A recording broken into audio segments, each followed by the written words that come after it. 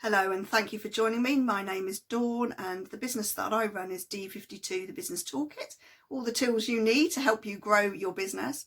And one of the things that I'm wanting to talk to you about today is the benefits of having a vision for growth. And everybody who knows me and who's worked with me knows that I harp on and on about having a vision and the importance of it. So I thought, well, do you know what? I'm going to explain to you why I think the benefits are of having a vision for growth, but also what the benefits of actually mapping that out are. And it gives you the opportunity to look at your ideas. So be you a serial entrepreneur who's got lots of ideas, it gives you the opportunity to thrash out which ones of those ideas are realistic and achievable, and to put to one side in some senses the ones that are not. I have my own little tool that I use with some of my clients, because some of them are prone to go off on a tangent from when we first start, and I've got these little those Christmas tree balls and that are see-through, and I get my clients to put all their ideas between our appointments in those balls, so they could then, when we come back, we can have a look at those baubles and say, do you know what, which of these are going to distract you from your core aims and which are going to be enhancing it, and what can we do with these ideas. I've done a whole article on LinkedIn about they call it shiny ball syndrome. I call it being ephemeral, but whatever you want to call it, so that we don't get distracted. So what is the point of looking at your vision, and what are the benefits? Is to keep you brainstorming what ideas you've got, like the little man there in my picture, and then being realistic. And that's not about squashing ideas. That's not about not staying true to your aims and objectives. In fact, I'm very much about doing that. But it is also about saying, do you know what? These things are not going to be profit making, and ultimately I'm in business to make money enough to live the life I want, yes, to affect people. And sometimes the business model is such that people do decide to become community interest concerns because they've got such a philanthropic heart. But whatever you choose to do, it needs to be workable and achievable, and it needs to provide the income you need to support yourself, your family, and the people that you employ.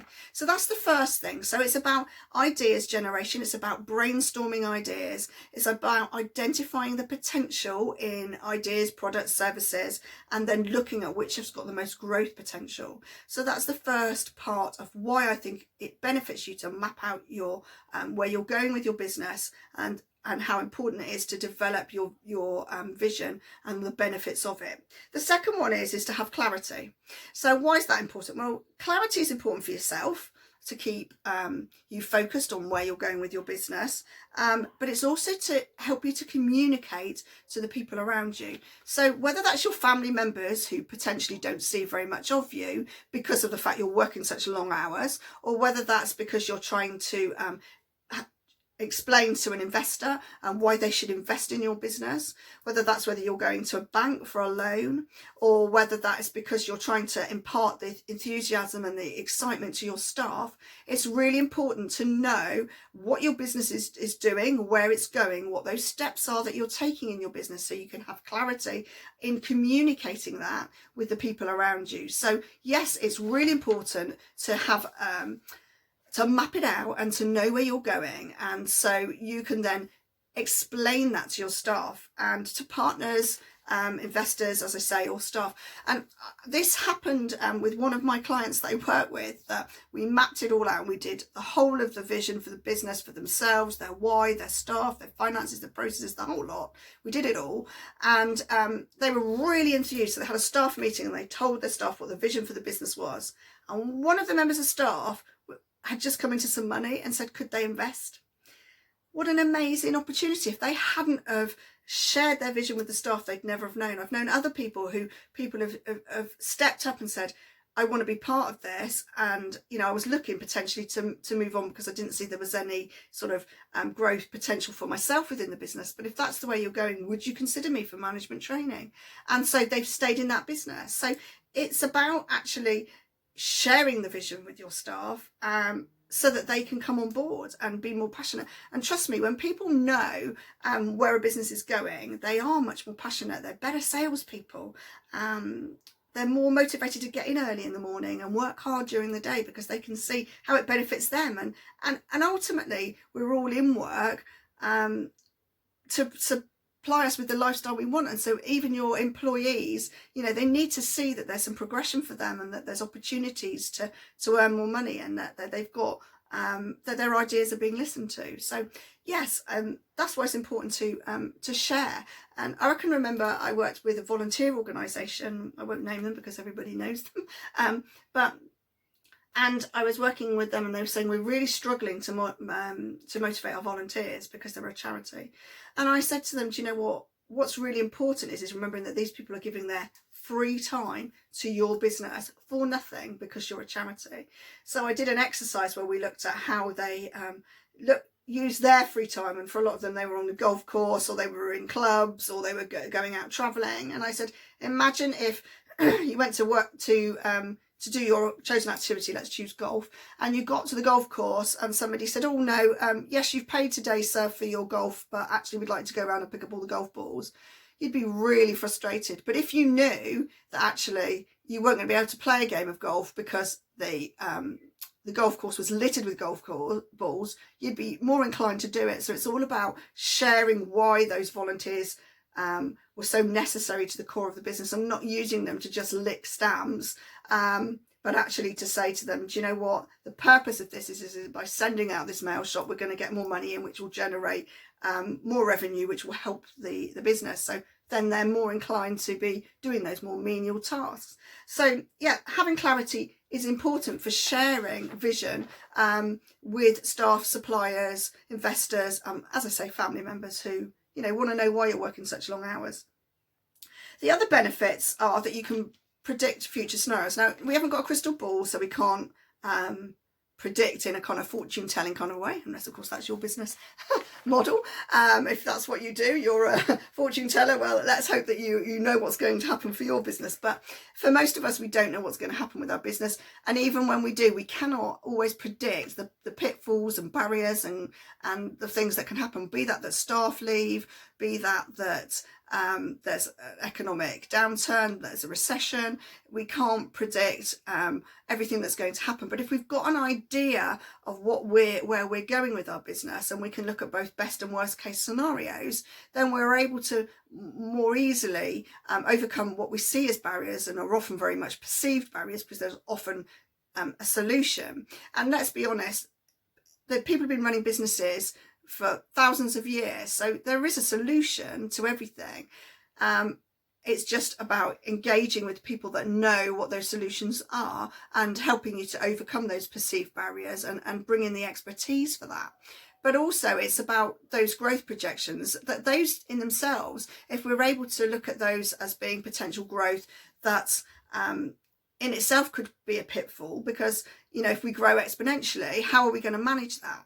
So I worked with a manufacturer who had a 3-year plan, which we mapped out, and they decided to put their products on the Amazon marketplace. And pretty much overnight, it wasn't quite overnight, but it was over a kind of a very short period, their business hit their 3-year targets.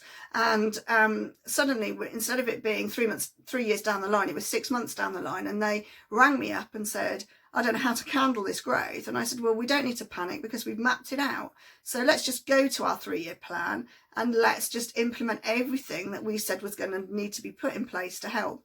And sometimes when I work with people, I say, okay, look, the best case scenario is that you're really busy and that you grow, but it can also be the worst case scenario, in so much as if you haven't planned for that growth, it can topple your business. So sometimes with people, when I'm doing cash flow forecasts, we'll look at, actually, if you've got a product, what would happen if you sold out? What would happen? How would you manage that growth? And yes, those figures are a little bit inflated, because it's unlikely that you're going to hit that. But what would you do? And then where are the crunch points in your business? And how are you going to overcome that? And what personnel would you need in place if you were to grow at that rate? Of course, there's the opposite. What if you didn't? What if you didn't grow at that rate and it was slow? Then it's a more gradual route to growth. But even still, if you know what that 3-year growth is, and you know where you're going, and you don't get there anywhere near as quickly, but you know that when you hit that turnover, that's how many staff you need, and that's the processes you need, and that's the premises you need, you're still able to grow without panic and fear. And I think that's part of what I'm really passionate about, is that we don't allow the circumstances around a business to derail us. And so by predicting future scenarios, we're able to be proactive in planning, and that's what I've been talking about. It's about having that 3-year plan, working through it, and then being able to then look at those key times in our business cycle and in the trends that happen. You know, we all know there's peaks and troughs, how to eliminate those, how to look at a gradual growth, but if we do experience exponential growth, how we overcome any kind of perceived issues, be that financial cash flow issues, or you know, are we looking for investment, and how are we going to make repayments if we're not turning over what we thought we were going to. So again, planning is really important to otherwise, by not planning, it does threaten the success of our business. So another reason is that we can see the commercial viability of projects. So by looking at, as I said, my ideas, entrepreneurial types, by looking at the commercial viability of projects and saying, okay, how is this going to work? Who is my clientele? Is this sensible to grow it with me being at the helm, or do I need to kind of have some sort of franchise model or whatever? It enables us to still maintain control, but also grow our businesses, but not necessarily be so involved in a time capacity, because we've only got so much time on our hands. So it's about, you know, are we going to employ a general manager? Are we going to franchise this out? Do we need to have 3 of whatever it is? Can we just have 1 and then, you know, be the expert in our field? And what is it we're aiming to do from this business anyway? You know, sometimes businesses run us. We need to be in control. It's like running, it's like being in a car, not knowing where you're going and not having a map and not even having a driver. Yes, you know, life does take us on twists and turns, and not everything works out the way we thought. But actually having an idea of where our end destination is and what those key areas are en route, we're more able to plan, and we're able to look at the commercial viability of the things that we think that we want. And then we can analyse the benefits. You know, sometimes people say to me, well, you know, I want to diversify into this. Great, well, let's have a look at it. But if you're working a lot of hours and you're not getting the same return on it that you were with doing your other part of your business, we've got to look at why. I did work with somebody who got about 4 aspects to their business, and 2 of them were actually not really income generating. They were, but they weren't, you know, not like the other 2 strands of the business. So we looked at actually how we could tune the business to be bringing in more of the revenue through the more profit-making activity that they enjoyed. You know, it wasn't that they didn't enjoy it. And then look at how we could look at the other angles. And we actually looked at making one a separate business altogether, and made it a community interest concern, because it had a very much a philanthropic side to it. And ultimately they were able to get funding for that because of what it was doing in terms of benefiting society. So, you know, there are different ways of doing what you love, but nevertheless we had to concentrate on the core of the business. And we need to look at the effectiveness of the current plan. So, you know, you've come along in your business, you're 20 years on or 10 years on. Is it effective? Is it going to plan? Why isn't it? Are you happy with the way it's going? How can we scale things up, scale things down? How can we make it the business that you really, really want? And then it's looking at achievable targets. So it's achievable targets for you as the business owner, and achievable targets for your staff, to make sure that you are on track with everything that you're wanting. Some of that then comes back to processes, because if staff haven't got job descriptions, then how on earth you can keep them accountable is beyond me. So sometimes that is something that needs to be looked at. You know, I haven't got a job description. You don't know what you're meant to be doing. How can I actually say, well, you haven't brought in X amount of clients this month, or how can I say that you haven't completed that task on time if I've not even sort of almost put it in your job description? It happened to me once with a company that there was a particular shall we say, process within the company that nobody had been assigned, and everybody assumed everyone else would do it, and people were doing it, and then one day nobody did it, and it had quite a catastrophic effect on that business, which was why I was called in. And it was kind of like, do you know what, nobody's got this particular thing in their job description. What else isn't in people's job descriptions that everyone's assuming that people will do? And I know that as directors you can very much find yourself often being the one that buys the toilet rolls and buys the coffee, and you know, ultimately, you know, if you're not there, what happens? So even those small things need to be accounted for because someone has to do it. The other benefits are when you can see what's going on in your business, whether you're going to stay, you know, as a product within the UK or exporting, whether you're going to be running a small business, which is a lifestyle business, or you've got big ideas of growth, whether you're already a big business that's, you know, 40, 50, 100 staff, and you're managing all of that day to day. It is about ensuring that you get the relevant advice and guidance that you need. So sometimes that's from someone like myself, who's a generic business advisor, who can say, you know, well, let's look at all those various pillars, as I call them, of a business, and make sure that it's not toppling, and there's balance in your business, and that you're looking at all the 4 angles. But then it's about saying, do you know what, I'm not an expert in export. Yes, I've worked for a translation company. I understand all about localization of a website and translation of documents and all of that. But actually, I know about that and I can tell you about it, but then I would signpost you to the person who can help you to deliver on that. And that's part of the repertoire of someone like myself. I've got no vested interest in telling you, you need to have a marketeer or you need to get that translated. I'm not getting paid by anybody other than yourselves. So I'm going to be honest and say to you, do you know what?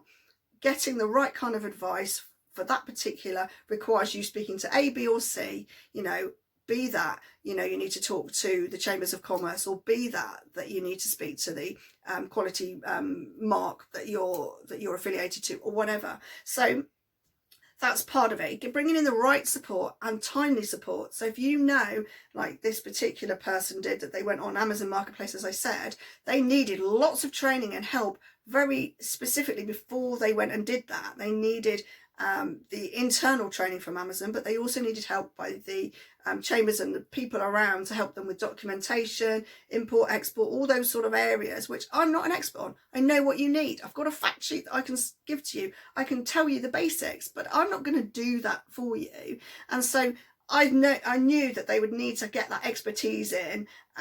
You know, we were talking about it on say January. Well, I knew they needed that expertise in order for them to launch on the marketplace in May. They needed it in sort of within February time, so that they could start to work on all that side of things and get that in place. So it's about timely expertise. It is about looking at, okay, if your business does start to decline, who can help you with you know, with looking at bringing in investment in terms of how to, perhaps you're declining because you need that investment, you know, perhaps you're declining because you've taken your eye off suppliers and therefore you need more contracts put in place, or you need to bring in somebody, the heavies as we call it, to bring back the money, or maybe you need to do some factoring or whatever. But we need to look at those sort of processes behind it to make sure that your business doesn't dip out. But also, conversely, if your business grows, it's about bringing in timely advice to see, okay, is that going to be a venture capitalist that's going to help with your business? Is it going to be about, you know, crowdfunding? Who knows? But without looking at those options, we don't know. And looking at how you're going to grow your business to be what you want it to be. So hopefully I've shared with you a little bit about why I think it's important and what the benefits are.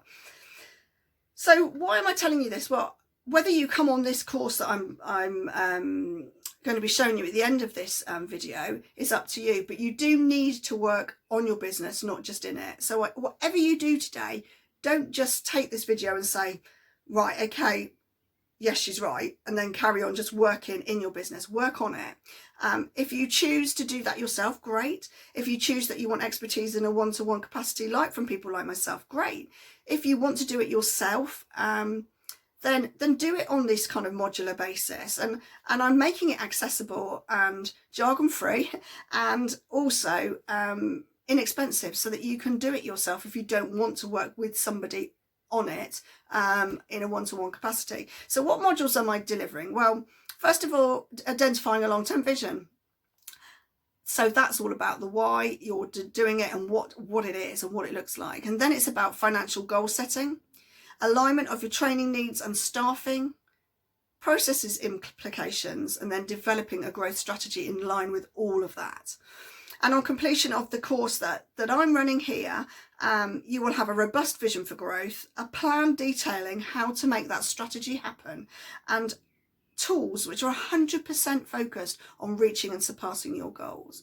So if that sounds like something that you're interested in, then if you don't know from all that I've told you what the benefits are, then private message me. But hopefully you'll at least take that first step, sign up to the module that's coming, and take your business forward in a way that you deserve it to, that fits with your dreams, your ambitions, and enables you to have the kind of lifestyle you want. My goal is that everybody has a vision for growth that fits with their ideals, that gives them financial freedom and gives them the happiness and joy that they wanted from running this business, whether that's through exiting, whether that's through franchising, whether that's through working smarter, not harder. But ultimately, that's my dream, is that our businesses, our small businesses, don't see barriers to growth, but actually see that they do have the potential. Someone once said to me, I think I wrote it at the bottom of one of the adverts that I did, they said, whenever I leave my sessions with you, Dawn, I feel like I can achieve anything. And if you want to be enthused and fired up in order to take your business to the next step, then you've got to take this course and be fired up and know you can do it, and believe in yourself, because you have the skills. It's your business, you've started it, or if you haven't started it, you've still got a passion for something that the world needs to see. So let's get that business off the ground. And as I say, if you're an established business, let's take it to the next level. So thank you so much for watching. I hope you found this interesting. And at the bottom of here will be the details of the first module in the course. Thank you very much.